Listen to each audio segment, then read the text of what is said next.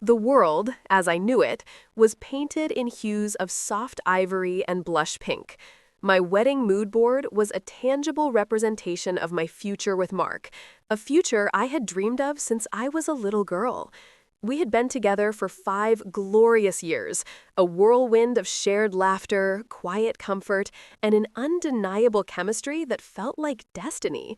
Mark, with his kind eyes and steady hands, was everything I had ever wanted in a partner. He was my rock, my confidant, my best friend. And now, he was going to be my husband. We were just 4 months away from saying I do in a quaint vineyard surrounded by our closest family and friends when the first cracks began to appear in my perfect world. My sister, Bethany, was my maid of honor. Bethany and I had always been close, or so I believed. She was 2 years younger than me, vivacious and outgoing, often overshadowing my more reserved nature. But I never resented it. I loved her fiercely. When I got engaged, she was ecstatic, screaming with joy, and immediately diving into wedding planning with an enthusiasm that almost matched my own. She was there for every dress fitting, every cake tasting, every agonizing decision about floral arrangements. I trusted her implicitly, leaning on her for support and advice, especially during the more stressful moments of planning. She was family, my sister, my maid of honor. She was supposed to be on my side. As the wedding drew closer, Bethany started spending more and more time with Mark. At first, I dismissed it. They were working on wedding stuff, she'd say, or coordinating surprises for you. Mark would corroborate, his smile as warm and reassuring as ever. They'd go to pick up samples, check out venue details, or discuss logistics for the bachelor and bachelorette parties. I was busy with work, and honestly, relieved to have the help. It felt like a team effort, and I was grateful for Bethany's dedication. But then, small things began to nag at me, tiny pebbles in the smooth path of my happiness. I'd catch them exchanging glances that lingered a beat too long, or sharing inside jokes that I wasn't privy to. Bethany started dressing a little differently when she knew Mark would be around, more form-fitting, a little more effort in her hair and makeup. Mark, usually so attentive to me, would sometimes seem distracted when Bethany was in the room, his eyes following her movements. I remember one evening, we were at my parents' house, going over seating charts. Bethany leaned over Mark's shoulder, her hand brushing his arm a little too casually. He didn't flinch. He just smiled, a private little smile that didn't quite reach his eyes when he turned to me. My gut screamed, but my heart refused to listen. It's just stress, Alara, I'd tell myself, my voice a whisper in the quiet of my bedroom. You're imagining things. They're just friends, and Bethany is just excited for you. I tried to push down the gnawing anxiety, the cold knot that was forming in my stomach. I loved Mark. I loved Bethany. This was my fairy tale, and I refused to let suspicion taint it. I even brought it up, albeit gently, to Bethany one afternoon. You and Mark seem to be getting along really well, I'd said, trying to sound casual as we flipped through bridesmaid dress swatches. She'd laughed, a bright, tinkling sound. Of course we are. We're going to be family, Alara. We have to get along, don't we? Her eyes, usually so open, seemed to hold a fleeting flicker of something I couldn't quite decipher, a guardedness that vanished as quickly as it appeared. The unease grew, a shadow lengthening with each passing day. Mark started coming home later, citing unexpected work projects or last-minute wedding errands with Bethany. My calls to him sometimes went straight to voicemail, only for him to call back hours later with an apology and a vague explanation. He became more distant, less affectionate. Our intimate moments felt forced, and I felt a growing chasm between us, even when we were physically close.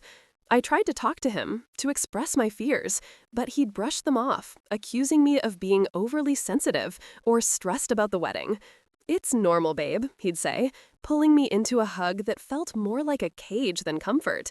Wedding stress makes everyone a little crazy. But it wasn't wedding stress that was making me crazy.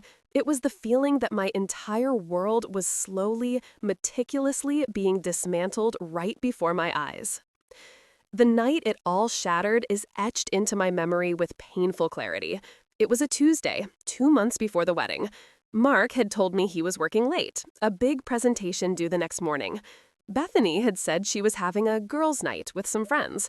I was home alone, trying to distract myself with a movie, but my mind kept drifting.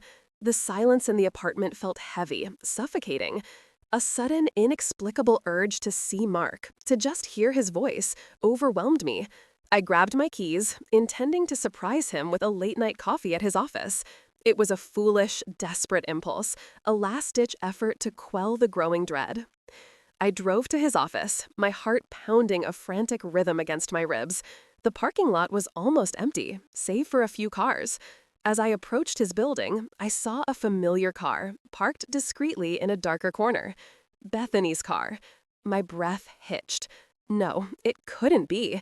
My mind raced, trying to conjure innocent explanations. Maybe she just dropped something off for him. Maybe she needed a ride. But the knot in my stomach tightened, cold and hard. I walked towards the entrance, my steps heavy, my vision blurring. The elevator ride up to his floor felt like an eternity. The hallway was silent, the office lights dim. I could hear faint sounds coming from his office, a low murmur of voices, then laughter. Not the polite, professional kind, but soft, intimate, familiar laughter. My blood ran cold. I pushed the door open, slowly, hesitantly. What I saw next will forever be burned into my mind, a horrifying tableau that stole my breath and shattered my soul. Mark was there, leaning against his desk, his shirt untucked, a playful smirk on his face. And there, in his arms, her head resting on his chest, was Bethany. She was laughing, her hand tracing patterns on his bare arm. They didn't notice me at first. They were too engrossed in their own twisted intimacy.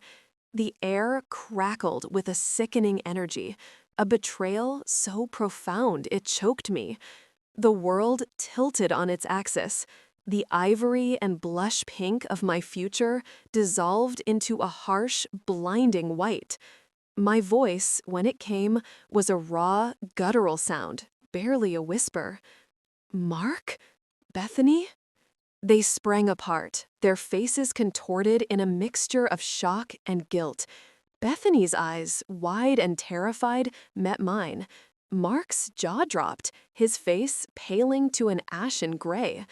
The silence that followed was deafening, filled only with the frantic beating of my own broken heart. Laura, Mark stammered, his voice a pathetic croak. It's not what it looks like. A bitter, hysterical laugh escaped my lips. Not what it looks like?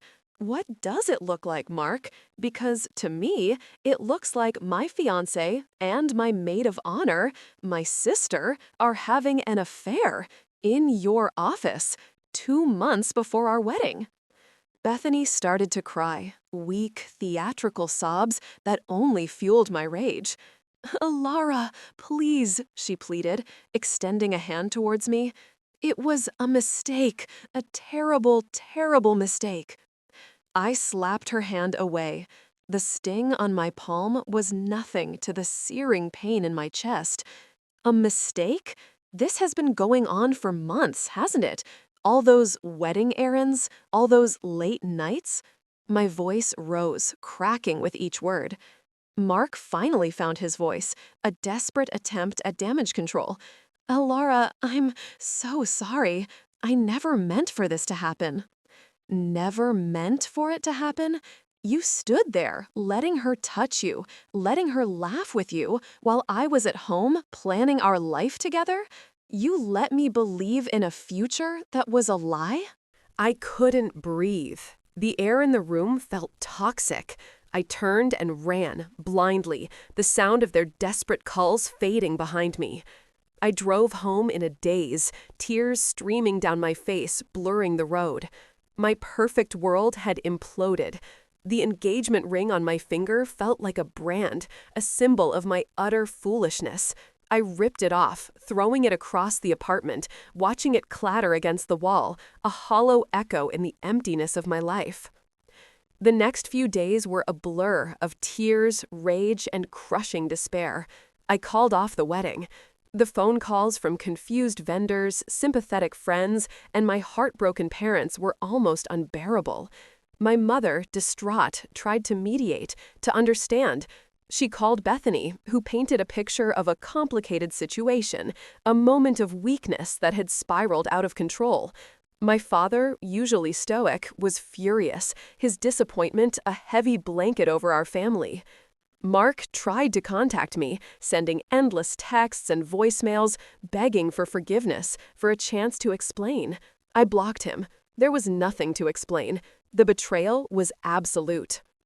Bethany, surprisingly, vanished for a few weeks. My parents were worried, but I was numb. I didn't care where she was. I just wanted her out of my life. The pain was a physical entity, a constant ache in my chest that made it hard to breathe, hard to eat, hard to sleep. I lost weight, my eyes sunken, my spirit broken. I felt like a ghost haunting my own life, a shadow of the vibrant woman I once was. Then, about a month later, came the ultimate blow. My mother called me, her voice trembling, a mix of shock and sadness. "Alara, Bethany she's pregnant." The words hung in the air, cold and heavy, like a death knell. Pregnant? With Mark's baby? The thought hit me like a physical punch to the gut, leaving me breathless. It wasn't just an affair, not just a fleeting mistake. This was a consequence, a permanent tether between them, a living, breathing testament to their betrayal. It solidified everything, cemented their new reality, and crushed any lingering hope, any tiny, foolish sliver of my heart that might have wished for a different outcome. They were building a family on the ruins of mine. My mother, in her infinite capacity for empathy, tried to soothe me, to explain that Bethany was scared, that Mark was trying to do the right thing. But all I heard was a cacophony of justifications for their deplorable actions. Bethany? Scared? What about me? What about the fear that had consumed me, the terror of waking up each day to a world without the future I had meticulously planned? Mark doing the right thing? The right thing would have been honesty, loyalty, respect, not sneaking around behind my back, destroying my trust, and then getting my sister pregnant. For weeks, I retreated further into myself. My apartment became my sanctuary and my prison. I stopped answering calls, ignored texts, and let the world fade into a distant hum. I spent my days staring at the ceiling, replaying every moment, every suspicious glance, every dismissive comment. The anger simmered beneath the surface, a slow burn that threatened to consume me. It wasn't just Mark's betrayal. It was Bethany's, my own sister. The person who should have been my closest ally, my fiercest protector. Instead, she had been a viper in my bosom, poisoning my life from the inside out. One evening, as I lay in the dark, the silence punctuated by the echo of my own broken heart, a different feeling began to stir. Not despair, not even anger, but a cold, clear resolve. I couldn't change what they had done. I couldn't undo the pain, but I could control my reaction. I could choose not to be a victim. I could choose to reclaim my life, and in doing so, perhaps find a way to make them face the full weight of their actions. My revenge wouldn't be loud or violent. It would be surgical, precise, and designed to expose the truth they had so carefully tried to bury. I started by getting back on my feet. I forced myself to eat, to exercise, to go back to work. Each small victory was a defiance, a silent scream against the injustice. I started seeing a therapist who helped me process the trauma, to untangle the web of emotions that had suffocated me. She helped me understand that my worth wasn't tied to Mark or Bethany, that I was strong and resilient. I knew Bethany's baby shower was coming up. My parents, despite their conflicted feelings, felt obligated to host it. It was a small, intimate affair, mostly family and a few close friends. My mother, with tears in her eyes, had gently suggested I didn't have to attend, but I knew I had to. Not for them, but for me. I needed to face them, to show them that I was not broken, not defeated, and I needed to deliver my message. I arrived at the shower dressed impeccably, my head held high. A simple, elegant black dress, minimal makeup, but a spark in my eyes that hadn't been there for months. The room fell silent as I entered. All eyes were on me. Bethany, heavily pregnant, sat beaming in the center of the room, Mark by her side, an awkward smile plastered on his face. Their faces paled when they saw me, their forced smiles faltering. My parents looked relieved, yet wary. I walked straight up to Bethany, a small, polite smile on my lips. "Bethany," I said, my voice clear and steady, devoid of any emotion. "You look glowing." She flinched, her eyes darting between me and Mark. "Elara, I didn't think you'd come." "Oh, but of course I would," I replied, my smile not reaching my eyes. "After all, this is a celebration, isn't it? A celebration of new beginnings."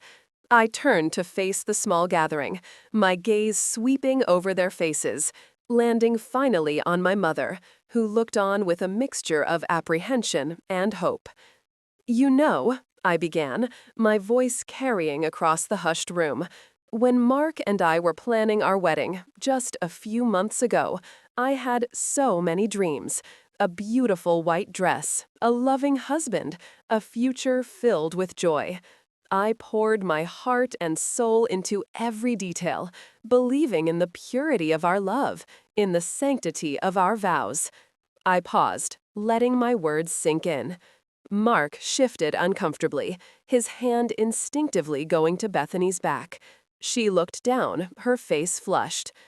"What I didn't realize," I continued, my voice gaining a quiet power, was that while I was planning my wedding, my sister, my maid of honor, was busy planning something else entirely.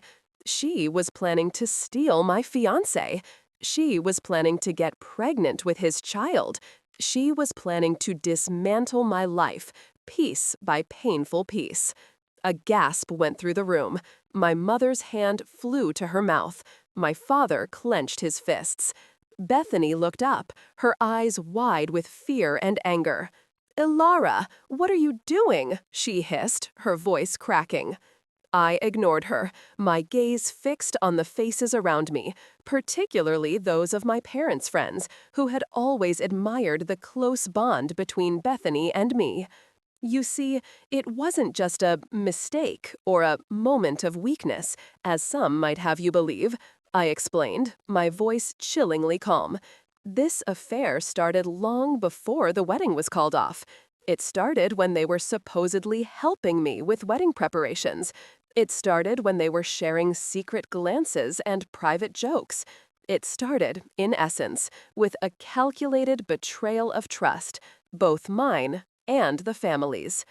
Mark finally spoke, his voice hoarse.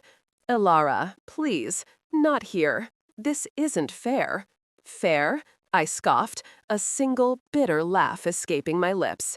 "Fair was never a consideration for either of you, was it? You lied, you cheated, and you built your happiness on the ashes of mine. And now you expect me to sit here silently to congratulate you on your new beginning?" My eyes locked with Bethany's. "You want to be a mother, Bethany? Then you should understand the meaning of responsibility, of honesty, of integrity, something you clearly disregarded when you decided to betray your own sister." I took a deep breath, the air filling my lungs with a renewed sense of strength. "I came here today not to cause a scene, but to speak my truth. To let everyone know what kind of people you truly are, and to make it clear that while you may have taken my fiancé and my dream, you will never take my dignity or my ability to heal and move forward." I looked at my parents. "Mom, Dad, I love you both, but I cannot condone this. I cannot be a part of this charade." With that, I turned and walked out, leaving behind a stunned silence, broken only by Bethany's choked sobs. I didn't look back. As I stepped out into the crisp air, a profound sense of liberation washed over me. The weight that had been crushing me for months began to lift. My revenge wasn't about destroying them, but about freeing myself. It was about exposing the truth, not for malice, but for clarity. It was about reclaiming my narrative. In the months that followed, the ripples of that baby shower revelation spread. My parents, though heartbroken, eventually sided with me, realizing the depth of Bethany's deception. Many family friends distanced themselves from Bethany and Mark, shocked by the revelation. Their new beginning was tainted, built on a foundation of deceit and public shame. I heard whispers that their relationship was strained, that the guilt and judgment weighed heavily on them. I even heard that Mark struggled to find work, his reputation damaged. As for me, I found a strength I never knew I possessed. I traveled, explored new passions, and slowly, painstakingly rebuilt my life. The pain never fully disappeared, but it transformed into a scar, a reminder of what I survived, not what I lost. I learned to trust again, to open my heart, but with a newfound wisdom and a sharpened sense of self-preservation. I found peace, not in their downfall, but in my own rising. And that, I realized, was the most satisfying revenge of all. My story wasn't one of a stolen fiancé and a broken dream, but of resilience, truth, and the unwavering power of a woman who refused to be defined by betrayal.